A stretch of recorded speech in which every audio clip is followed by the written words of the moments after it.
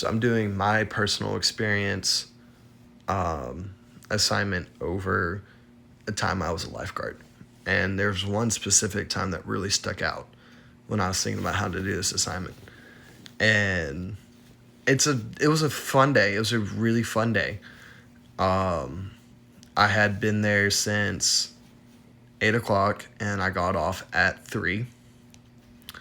No, I got off at 4.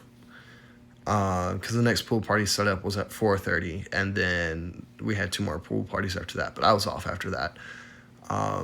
So the first 2 pool parties went very swimmingly. Everyone had a good time. Nobody got in trouble per se. Nobody got hurt or injured, and all the kids just had a good time, which was great. We love that when that happens for the kids and for the parents. The experience, though, comes in during the free swim hour. And basically what we did is that we opened the pool up for 2 to 3 hours, and we let all of our patrons, like our normal users, come in and allow themselves, free time to swim, recreational use, training usage, all that stuff. And this lady came in with 2 kids. One of them, we had advised her if she wanted the kid to go everywhere in the pool to put him in a life jacket, because he wasn't a really good swimmer, and we had a lazy river, and the current is so strong that me standing at 6'2", weighing 230, trying to walk against it was a workout in its own right. And that was just one of the current blowers on. That wasn't 2, that was just 1.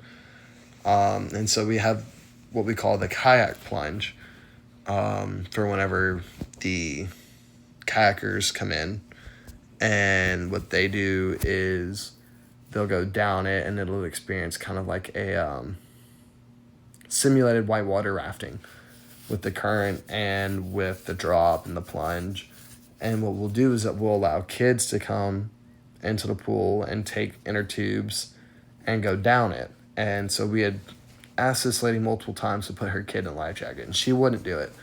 And it got to the point where we were ready to swim test her kid and say, hey, ma'am, he needs to be in a life jacket. He cannot pass the swim test. He needs to do this.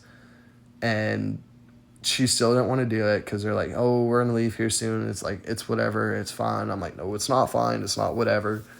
But I held my tongue on it. And the kid went down into the plunge. And where the plunge meets the river current, it creates an undertow.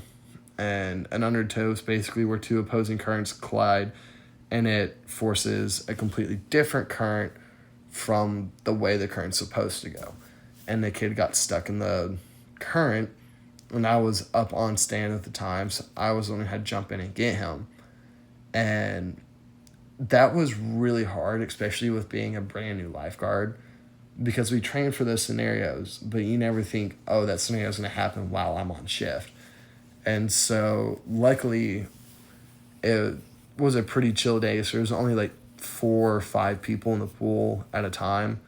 And so I was able to walk around and put myself in the best situation possible, that this kid did get stuck in the undertow, that I was able to get there. And so it happened, and the kid got stuck in the undertow, and I had to jump into the pool.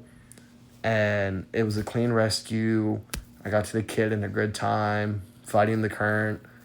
I got him out, gave him to his mom. And I was like, man, he really needs to be in a life jacket from this point forward. And then they left right after that. Never saw them again.